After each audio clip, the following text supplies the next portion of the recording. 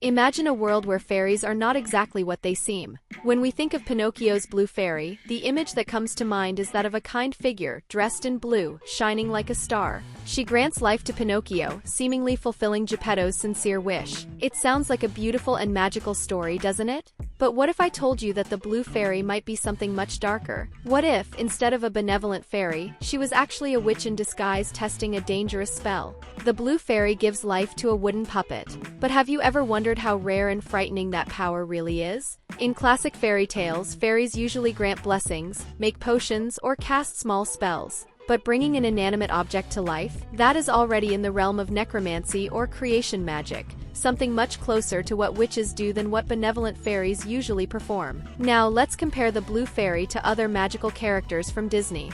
Cinderella's fairy godmother transforms objects, but she never gives life to them. Maleficent, a powerful witch, casts spells involving sleep and curses, not the creation of life. Even Jafar, from Aladdin, needs a genie to alter reality on a large scale. So how does the blue fairy manage to do something so incredible? And why did she choose Pinocchio specifically for it? Here's the theory. What if she wasn't simply granting a pure wish, but rather testing a forbidden spell? Something that had never been attempted before? The fact that Pinocchio isn't born fully human from the start could be a sign that this spell was unstable, an incomplete experiment. The blue fairy may have planned to observe the effects of her magic before deciding whether or not the puppet could truly become human. And here's where things get sinister. If this experiment had gone wrong, Pinocchio could have turned into something monstrous. After all, he already starts experiencing mutations throughout the story, like his uncontrollable nose growth. Does this mean the blue fairy is testing something dangerous?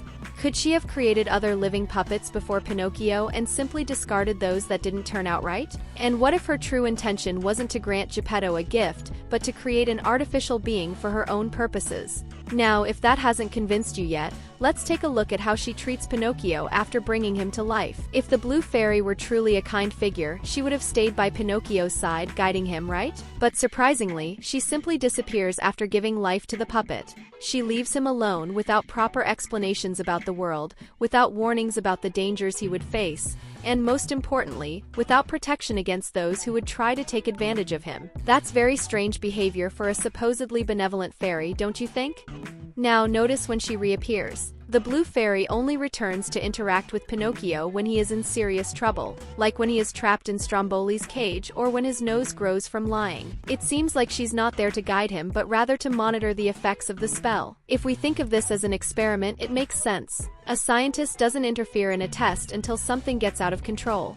If the blue fairy is conducting a magical experiment, it makes sense that she would only observe Pinocchio's struggle without directly helping him. Additionally, the way she helps is suspicious. When Pinocchio lies, she doesn't just scold him, she makes his nose grow grotesquely and uncomfortably. That doesn't seem like a simple warning or lesson. It seems like a planned side effect, as if she were testing a physical or psychological limitation in the puppet. And there's more. If the blue fairy truly wanted Pinocchio to become a real boy in an easy and safe way, she could have transformed him instantly. But instead, she imposes a series of trials and challenges, as if she were waiting to see how the spell would evolve on its own. Let's talk about one of the most iconic and disturbing aspects of Pinocchio's story, his nose growing when he lies. This may seem like a classic moral punishment, but what if it's actually a side effect of the spell that gave him life? Think about it. When an ordinary person lies, they feel guilt, shame, or fear of being caught. But Pinocchio undergoes an extreme physical transformation. His nose grows as if his own body is trying to adapt to the lie. That doesn't sound like a simple moral lesson. It sounds like a flaw in the spell. What if this growth is a sign that the blue fairy's magic is still shaping Pinocchio? Maybe the spell was never stable, and his wooden structure is sensitive to moral deviations. Or worse, what if this was a premeditated curse by the blue fairy? She could have implanted this effect as a way to monitor Pinocchio and see how much he could deform before becoming something irreversible. After all, other physical transformations occur in the movie. The boys on Pleasure Island turn into donkeys, and Pinocchio nearly transforms completely. This could be a hint that the blue fairy knew the side effects of her magic but let them happen on purpose. And what if he had kept lying? Could his entire body have transformed into something monstrous? Did the blue fairy know that if he lied too much, he could stop being a puppet and become something far worse? Pinocchio's transformation doesn't happen overnight. It seems to be a gradual process, like a ritual that requires suffering and learning to be completed. That brings us to the final big revelation. Pinocchio's transformation into a real boy may not have been a reward, but the final stage of the spell. In the next section, let's explore this idea and see if Pinocchio truly became human because he deserved it, or if he simply completed a dark ritual without realizing it.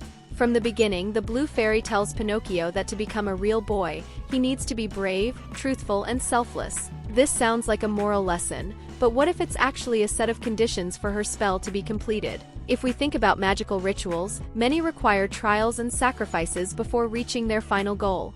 And look at what happens to Pinocchio throughout the story. He suffers and learns through pain. From being kidnapped by Stromboli to nearly turning into a donkey on Pleasure Island, Pinocchio goes through extreme hardships, almost as if he is purifying his essence through suffering. He faces death. In the film's final act, Pinocchio risks his life to save Geppetto from the sea monster. This kind of sacrifice is a classic element of transformation rituals, where the old self must die for a new version to be born. The blue fairy doesn't transform him directly.